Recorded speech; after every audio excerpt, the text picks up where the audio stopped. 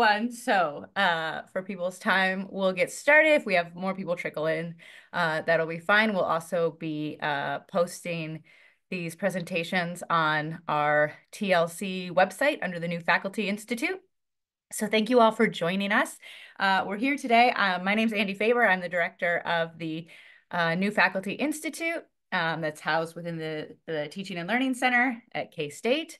We are doing some pre-semester instructional support on how to create, thinking about our syllabi. And so we have today Trina, McCarty, and Dave DeHass talking to us a little bit. I forget the title. I don't have it up in front of me. Trina, Design syllabi for student success. Perfect. Yes. So we want our students to be successful. And so we have some great presenters this morning to talk to us about that. So without much ado, further ado, I will turn it over to them and we can get started. All right. I'm going to start today. I want to give a thank you to Andy and Dawn and the Teaching and Learning Center in general for letting us be part of this. And I want to let everybody know that Dave and I are now with the Center for Academic Innovation. So that's where you will find us for help and assistance in designing your courses. And this is a very informal presentation, and there's not very many of us live here, so feel free to interrupt, unmute, or put any comments or questions in the chat, and we'll be monitoring those as well. So we decided we were going to just go over the syllabus, and then we decided we had some time, so we're going to go ahead and talk about a whole course template as well as the syllabus template. All right, so I'm going to start with the designing syllabi.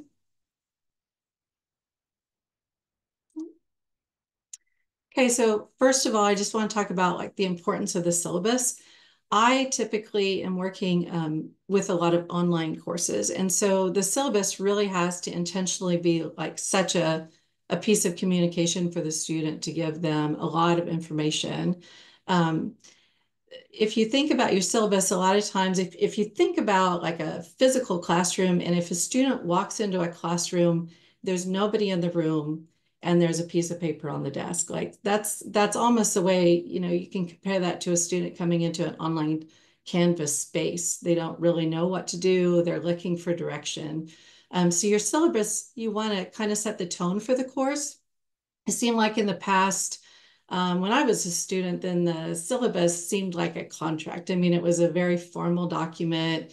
It had a lot of you shall not kind of things in it. So think about what kind of welcome you want to provide your student. Think about what kind of tone you want to set right from the beginning in your syllabus. You might think about the language that you're using, first person, second person, third person, what type of tone you're setting there. Of course, you want to communicate the goals and learning objectives. Let students know right away at the end of this course, this is what you're going to be able to do. Those learning objectives should be really strong, use strong verbs, use measurable and observable verbs so that they know exactly what the point, what the purpose of this class is going to be. You're going to establish communication right away with some contact information. You're going to help students overall kind of see how this semester is going to look to them, how to prepare, how they're going to plan. So these are some pieces, and then those how to or those shall not, shall policies are going to be in there as well. So this is kind of like an overview of the purpose of a syllabus. Are there any other pieces that I'm missing here that you can think of as kind of that whole picture of what a syllabus is for? Okay, if you think of anything, chime in. I tried to cover things, but be interested in hearing if you have any other things. So we're going to present a syllabus template to you. We're going to provide a link that you can download. So if you're kind of stalled or at the point where you want to redo your syllabus or you're starting a course from scratch, A template is a great way to start that. It's going to save you a lot of time. It's going to ensure that you include a lot of these components and you don't have to think so much about what am I missing. It's going to provide an organization. And we love for students, it's going to provide them some consistency. So as if more and more people use a template type of approach, then the student is going to know from course to course where to go to find that information. And then it also promotes accessibility. So the template that we're providing you has been developed in Word using built-in accessibility tools like headers to organize the materials, make it easy for a screen reader to access, that type of thing. So this will be fully accessible. Okay, so where to start? You've all been students. You've been students for a long time if you're in this position now. So you know one of the main things you go to your syllabus for is for contact information. You need to contact the instructor. So that we'd like right up at the top. Your name, your email, the course information would come next with an official course description, those learning objectives we talked about. And then how do they prepare for the course? So do they have the right prerequisites? Are they supposed to be here? Do they have any questions about those? And then what do I need to order? How do I need to get ready? So any required texts, software, any equipment that they might need, those should be kind of top front and center on the syllabus, in my opinion. So, and in the required text, I would also add, go ahead and include ISBN numbers. Make sure that your students have those so they can shop around. They get the right text. It's very clear on what exactly they're supposed to get. And then from there, this is just kind of following, and you'll see at the end, I'm going to show you the whole syllabus. So this is kind of just the pieces in order that it's laid out. So next, you would set your expectations. This would include what your communication preferences are. If they send an email, how they should address that. Maybe you want them to lay out like the course number, name, maybe what section they're in, and then what kind of wait time that they should expect. So maybe you want your weekends to be your weekends. So maybe you say, I will address any email or any inbox, Canvas inbox questions within a 24-hour period. But if you send it to me on Saturday, you might be waiting till Monday, those kinds of things. Just set up the expectations of how long students will expect to wait before they nudge you again, maybe if that's happening. And then also on assessments. So if you have assignments, then also set up that expectation for assignments as well. This is how I'm going to give feedback. This is where you can find feedback. This is how long it will take. And then also what you expect from your learners. So if you have an expectation for the amount of time. So if you say, you should spend 3 hours a week doing this, you should spend a total of 12 hours a week doing, a big project, whatever that might be. Setting those expectations into your syllabus so that they can do that planning. And then netiquette is just like the word breaks down. It's network etiquette. So we all know when we're talking through text or through discussion boards or online, it's a little bit different than a conversation or talking like this, where you can see my expression. You know where I'm coming from because you can see a lot of body language.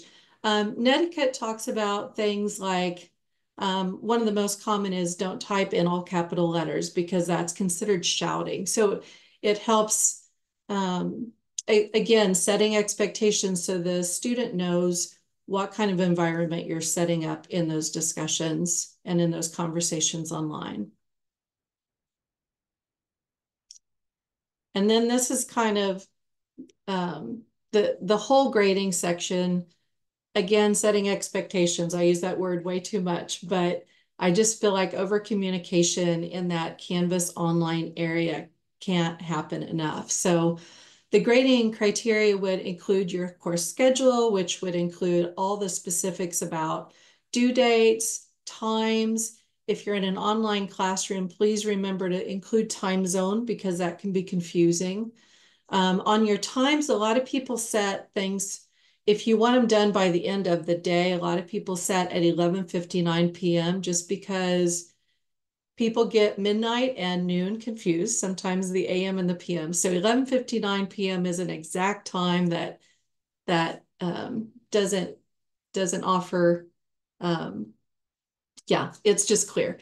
Assignments, if you can include full descriptions, expectations, if you can guide them, you can guide them within Canvas to rubrics or have those expectations written out. And then any point percentage values, any weighted grades, all of that will go down in here. A lot of grading, people will make a table of all the assignments with all the points, so it's very clear. And then the grading scale.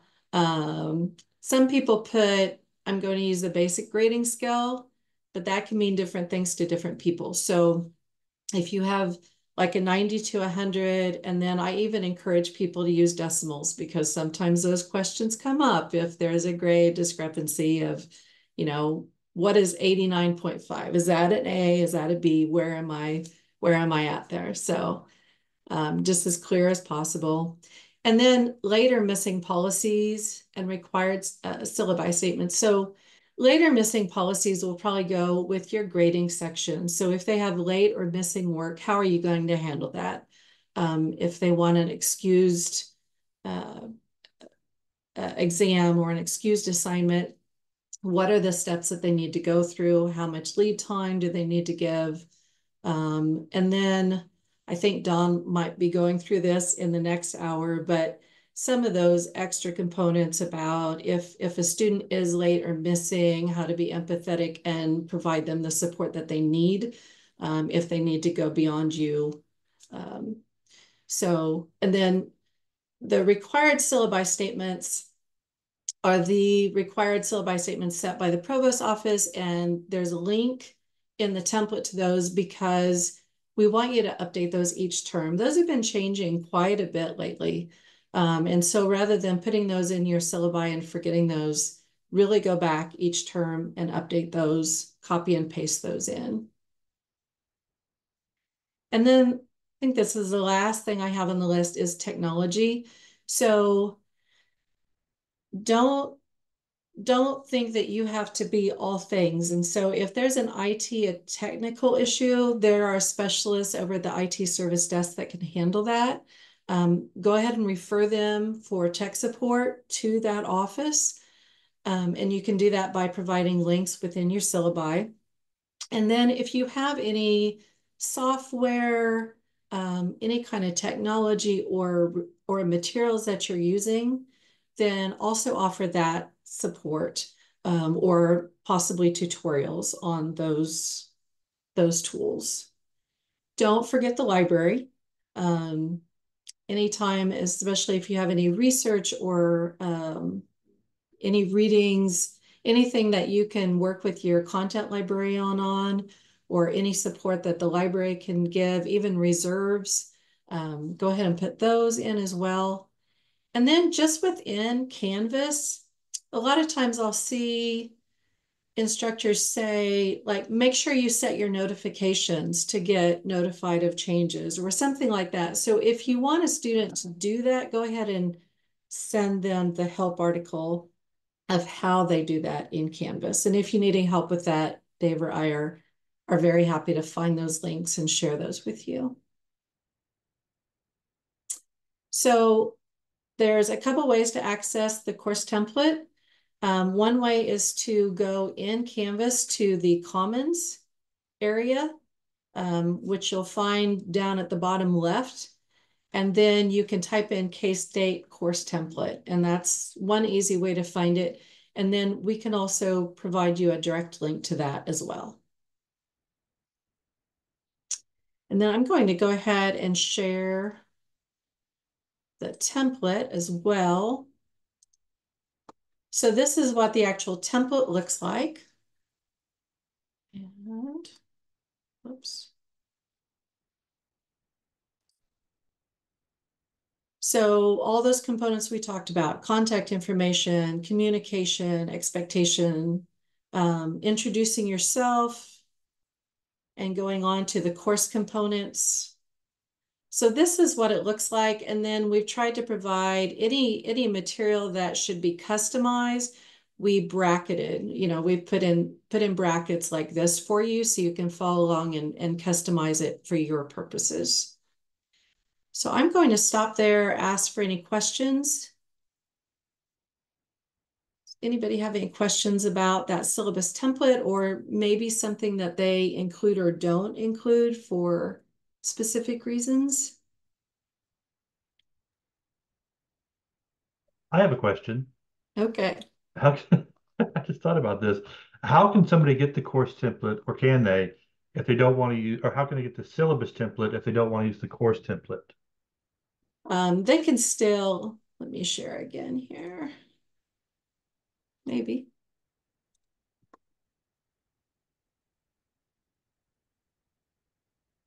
If you go to the template,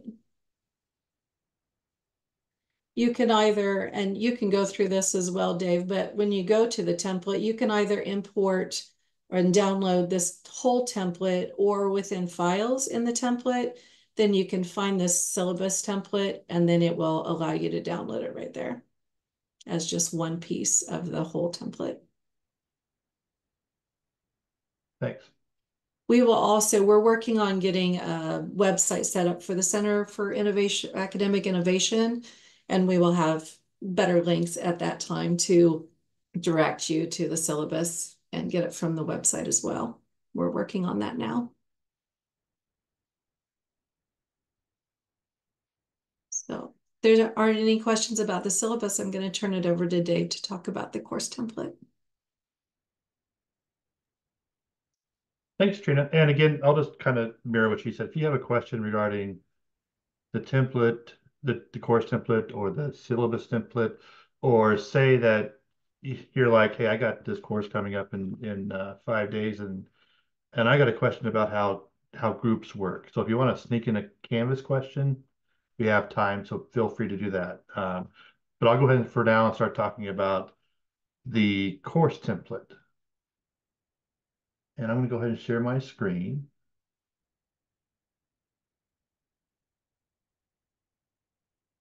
And I'm assuming you can see that okay? Good deal. Okay, so this is just your standard Canvas dashboard. This is where all your courses pop up. And generally there's published courses and then your unpublished courses that you're working on down here. And this is actually a good time to bring this up. So Canvas courses technically opened up yesterday. Now the default is that Canvas courses are not published, but a lot of times you're in there working on your course and you're going to student view and you're just testing some different things. And when you're in student view, if you're doing things like quizzes or assignments, you have to publish your course to test those often. Go ahead and make sure that your course is unpublished. So sometimes people leave their course published because they are testing, and so students actually have access to all that right now. So if you don't want your course to be published, just go and double check it, because as of right now, if your course is published, then students do have access. So that's just kind of an aside. So we're in the dashboard. And over here on the far left, we see the different menu options. And down here near the bottom is Commons. So we're going to click on Commons. And what we're doing, we're looking for various templates and things we can add to our course. And so as Trina showed you, we're just going to type in K-state template. Now, also along with this, there is a link that has, if you don't want to do the search function, there is a link which is going to pop up in your chat. I think Tina's going to drop that into the chat. And so you just click that as well. But we're going to click on this. It pops right up. Again, K-state template, not KSU template. That won't work. So if I do KSU template, nothing happens. So I got to go back K-state. Okay. It's got Trina's name right there. You can also search by Trina's name. And that works fine as well. So we're going to click on that. And as she showed you, if you just want pieces and parts of the template, you can get those just by going to Files, the Pages, the Quizzes. and you can just download them right here. But we want the whole kit and caboodle, so we're going to hit import. And now we have to tell it where to import to. So just know the name of your course, Agron 151, drop that in there, it'll pop right in. For our example, we're going to put DeHass example. I'm going to click on that, or I can type it in here, either one. Click on that. And we're simply just going to import that to the course. And it says we have successfully started the import. This may take just a little bit. So we're going to go over here. We're going to refresh. And you can see it's already imported the entire course for you.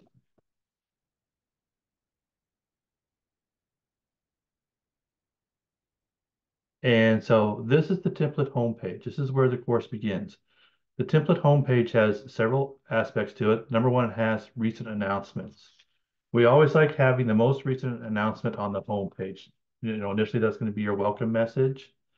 When you get to your midterms, it's going to be your midterms. If you have a lab coming up, this is going to explain, what you need to do in your lab. So basically, you're going to set expectations within your most recent announcement, and that's usually on the homepage. Next is the course name. And you're going to type in here, you're going to go to edit. And we're going to type in the name. We're going to type Kansas. Whoops. That. Cancel. Try that again.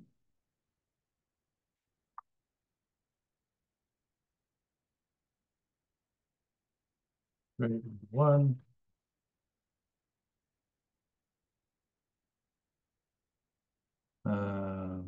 Instructor name.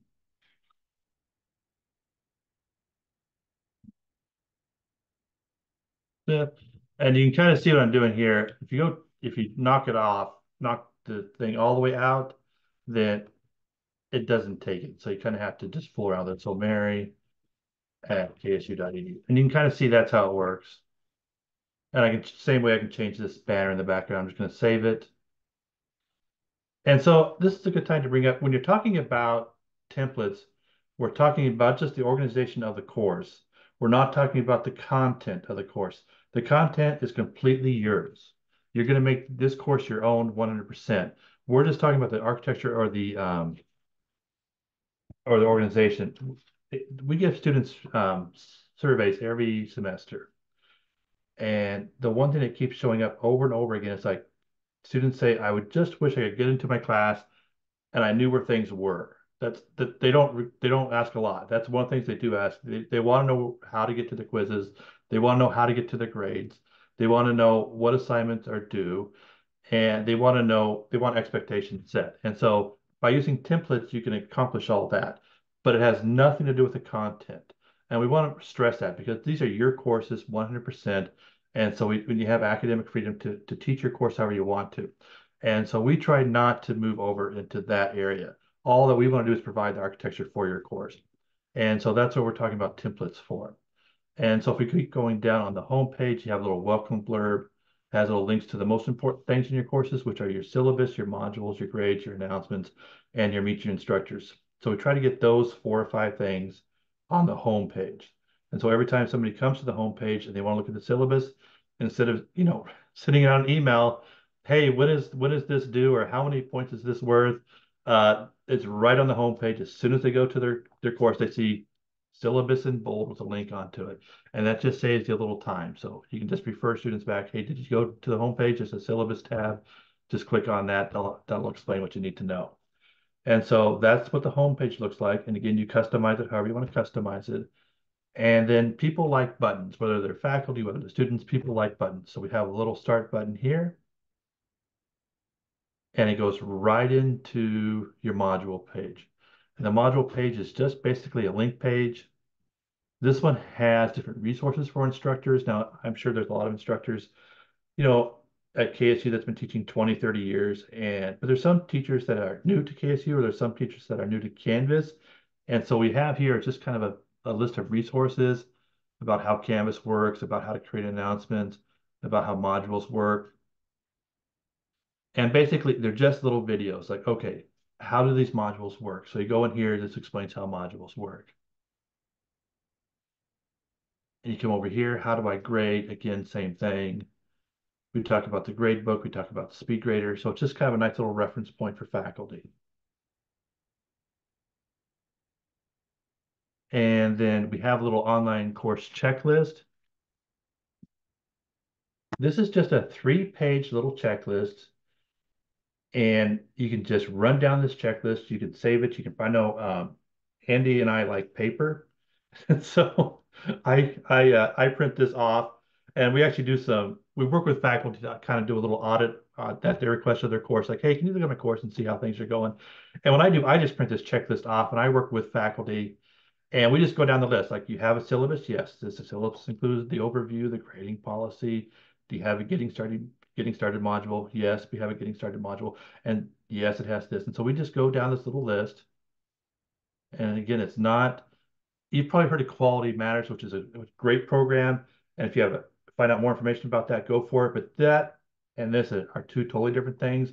This is just a nice little checklist you can use at the beginning of the semester to make sure your course is up and is ready to go. So that's in this template as well. And again, if you want just this checklist, you don't want the entire template, just have to go and do what we talked about earlier. Just go to the template on Commons and say, I just want this one thing. I just want this checklist, or I just want this syllabus template. So you can kind of pick and choose what you want to include.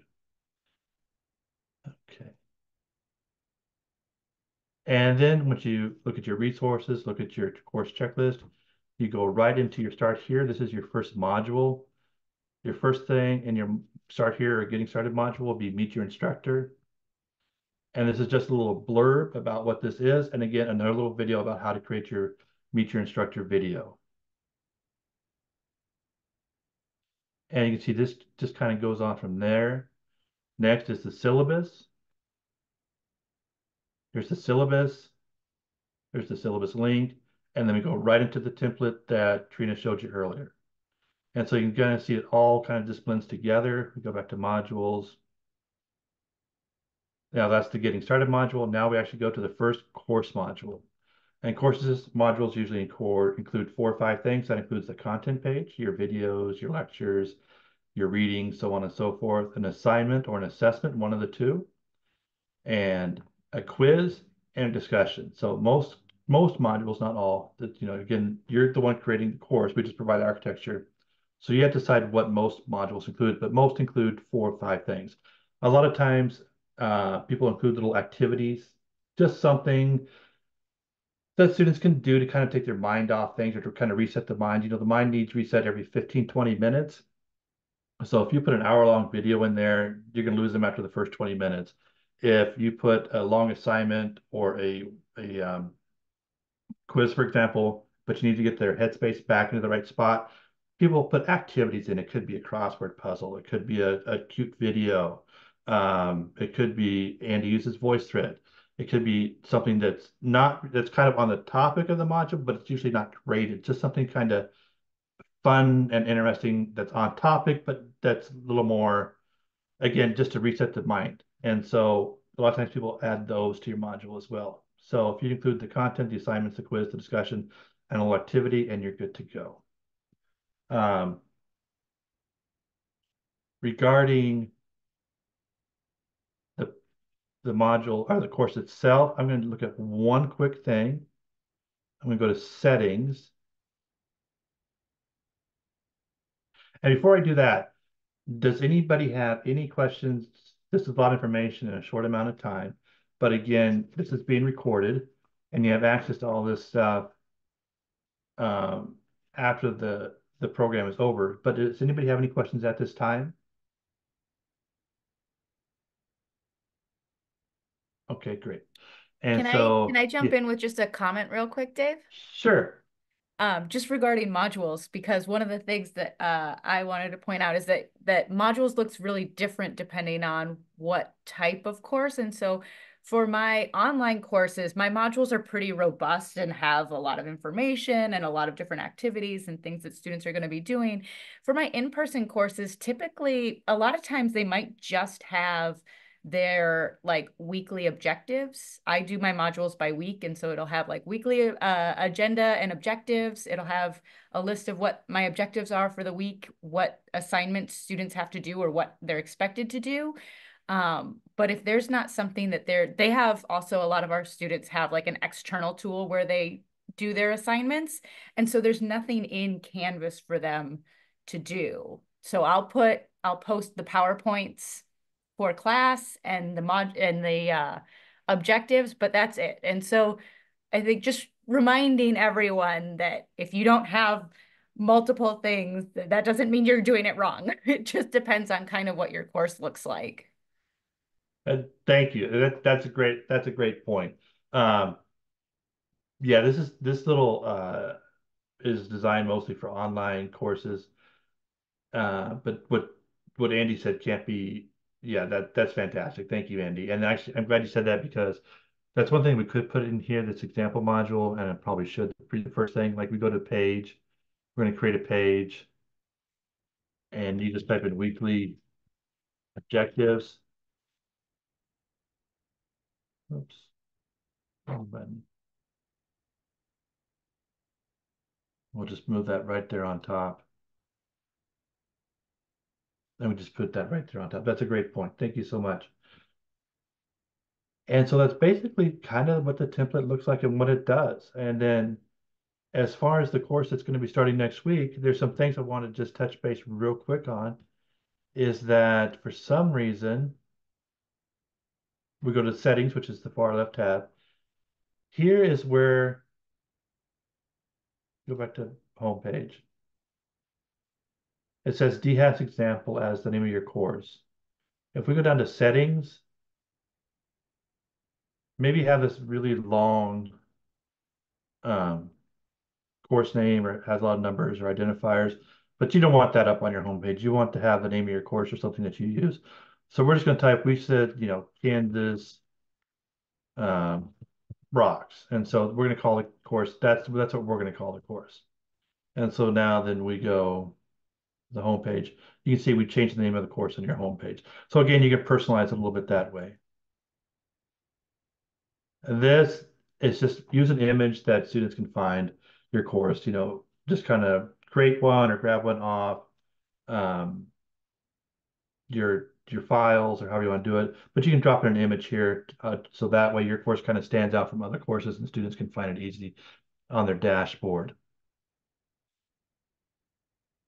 This is what I wanted to talk about though. Two things. One, if you don't want students seeing your course before or after your course, make sure you click these on.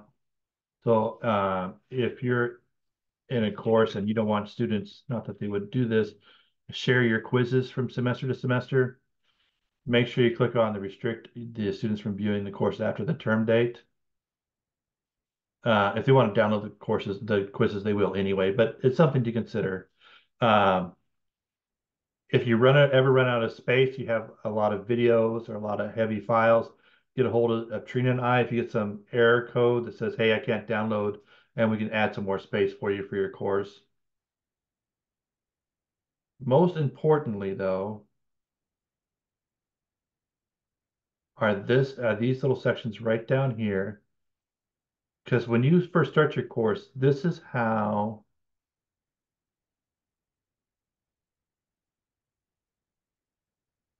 your course is probably defaulted on, and we want to change these settings. So when we get done with our meetings, just take a couple minutes and go back into your course and see what these options are. You want certain things on, certain things off. The first thing you want on, if you use announcements, and we do promote that, because that helps set expectations like we just talked about, and it helps students plan. Hey, Dave, I'm going to interrupt real quick. Yeah. I think you kind of clicked on it real quick, but this is under settings. If you scroll way down on the first tab, and then it says like more options, right? Yeah. Well, sometimes it So says it's that, kind but of yeah, hidden. I kind of just hidden. wanted to point it out that it's kind of hidden. Thanks. Thanks for that. And you're right. And so are the save buttons, the update course details, and the save on the navigation tab. These save buttons are hidden. You have to remember to go down and click those. So go to settings, scroll all the way down. If it says more options, click on more options. but then change these options in your in your course. If you use announcements, click on show recent announcements. It's going to default to 3. You want the one announcement. We don't want the students overwhelmed, and we don't want your home page to, unless you want 3, but most folks want 1. We just want to show the most recent announcement. So click on that. Let students attach files to discussions. That's, yes, you want that. You want them to add their videos or their portfolios or their pictures. Most folks want let students attach files to discussions. So we want to click that on. Let students create topic discussions. This is defaulted on for some reason. We don't want that. You don't want your students 90% of the time, especially if they're undergrads, creating discussion topics. So we want to click that off. Let students edit or delete their own discussion replies. Again, you want to click that off. That's defaulted on. You want to click that off. Odds are you don't want your students to go in there and edit their discussion post after you've already created that discussion post. So make sure you click that off. Let students organize into their own groups. For some reason, this is defaulted on, and I have gotten emails from faculty saying, why is Johnny organizing groups in my course? And so you want to go in there and click that off. So again, and it's kind of common sense, you'll go into your settings on the far left, you're going to scroll all the way down, and you're going to look at these little options, which are oftentimes you don't notice them just because they're hidden behind more options or at the very bottom. But you're going to go through there. We want to show the announcement. Yes. We want let students to attach files. Yes. Everything else is going to be clicked off except for the very bottom one. And you're going to click that on. Disable comments on your announcements. You don't need your students to provide their thoughts and encouragement on your announcements. And so go ahead and click that off. So you want to disable that. And once you make these little updates there, you hit update course details. Okay, that's great. So now you've updated your course details. We're going to do one more thing. And again, in the navigation and the template, this is most going to be taken care of for you. But if in your own course, say you don't want to use the template, you want to use your own, you want to create your own architecture in your own course. There are certain things to remember about the organization and navigation. You want as few as buttons on the left-hand side as possible. We talked about students wanting consistency and be able to find things easily when they come into a course. They don't want 20 buttons on the left-hand side that's open. They only want to see what they need to click on. So a lot of times people have the outcomes up here. They have files, they have pages, they'll have the photo role for some strange reason. Um, you don't want any of those. You don't in your course. So what you'll need to do is you'll need to decide, okay, what are the buttons I need in my course? I need a home page. I need the announcement page. So they can click, I need the home page. They need an announcement. So they can click on that. They need to see what their grades are. They need to link out to the modules, and they need to get to the syllabus whenever they need the syllabus. So you can just come through here and you can say, no, I don't need this. I'm just dragging it down. You can use it this way. You can hit disabled. I like just dragging them down. They don't need to make sure if you have files up here, make sure you disable that. You don't need students in the back end looking at your files. So get that. You don't need this. You don't need this. You don't need that. They don't need to see your pages. They don't need that. The full roster is a terrible idea. Get rid of that. You don't need chat. And so you have quizzes, and then you have discussions, and you have assignments. So that's what's left. You have these 1, 2, 3, 4, 5, 6, 7 things. But then you realize, okay, wait, my course is a linear course. When there's a quiz that's due, I have that in my modules. When there's an assignment that's due, I have that in my modules. When there's discussion I want them to participate in, that's in my modules. I don't want them to skip around to discussion 4 if I'm in module 2. So you know what? Let's just make that, we don't want them to have access to the discussion until it's time. You know what? We don't want them to have access to this site. We don't want them working ahead. So we're going to take that down there. And we don't need them to be worrying about quizzes, stress them out about quiz the button on the left-hand side. So now we're stuck with 5 buttons: the home button, the announcements, the grades, the modules, the syllabus. And then Andy has a few buttons that she adds to her courses, and I think Don does as well. So anything that's particular that to your course, you can add it there as well. But most courses, the basic buttons are these 5: the home, the announcements, the grades, the modules, the syllabus. That's all you need. And so we're gonna go down here, we're gonna hit save. I have a quick question comment as a Yeah. librarian. Uh-huh. First, it looks like, well, there is a new option that you can add, which is the library e-reserves. So if people have course readings and they're working with the libraries to get those digitized and added to your course, you can have that integrated into Canvas. But what it looks like is we no longer have our library links. Librarians have created research guides for different subjects and even different classes. There used to be an option where somebody could activate the library and it fed into the Canvas course, those research guides. And I don't see that on here anymore. I don't know I always who. have those activated on my course. I'm gonna have to check now. Yeah. Thanks for letting me know. Yeah, no Yeah, problem. great. Yeah, we'll have to find out what's going on with that because that is a well-used option. Yeah. So, so thank you for bringing that up. But Yep. again, so library course. So now I'm a student. When I go to the home page and use this feature too. If you as a student, always go in to test your course as a student when you're working on your course. So now when a student enters your course, they have the most recent announcement. They have a nice little banner, the name of the course, and your contact information right there on top. Your welcome blurb, the 5 most important things in your course for students, and a button, and all the buttons over here on the left-hand side. That's all they see. So this again, we're opening up a course and starting a course. This is a template you can use for that. So if you have any questions, we have just a little time left over. I'd be try to answer, or Trina can answer whatever you have.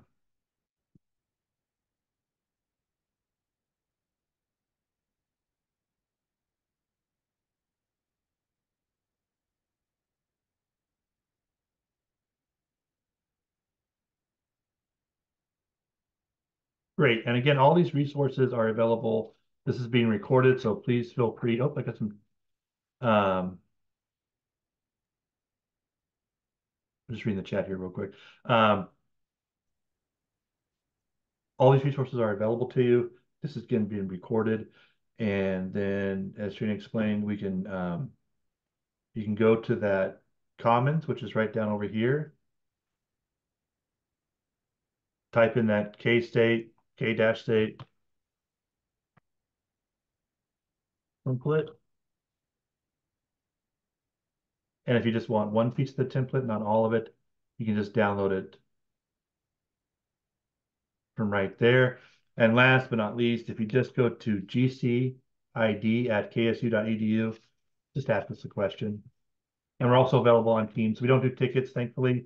So if you're working on your course and say, oh, they said something about the settings and I can't remember, I'm supposed to turn this on, I'm supposed to turn this off, just hook us up on Teams. Just say, hey, I got a quick question for you. Just click on it and say, and if we're available, we'll just answer you right away. Again, we don't do tickets. So, and if we are with somebody, we'll just get back with you in an hour or two and just ask us a question. It's not a big deal. We're not hard to get a hold of and help you however we can. So thanks again. Great, thanks so much. So, as we can hang out a little bit longer if anybody has specific questions. We have our next session coming up at 10, so we'll let everyone take a little bit of a break. I dropped the Zoom link for our next session with Dawn in the chat, which is going to be about creating syllabi. We got the basics on like, okay, what is the information, how to organize it. Now, like, how do we make it inspiring to make our students be really excited about taking our class, really like focusing on that tone. I know that that's something that when I first started, I was accustomed to very cold syllabi from my undergrad and graduate experience. And I think that now that's not the tone that most instructors want to present to their students as a first impression of the course. And so Don will be talking about that in about 14 minutes. Feel free again to stay on and ask questions if you have them. We will also be in the library from 2 to 4 in Hale 407. If you have questions there, feel free to drop by. Otherwise, hopefully we'll see you in the next session at 10.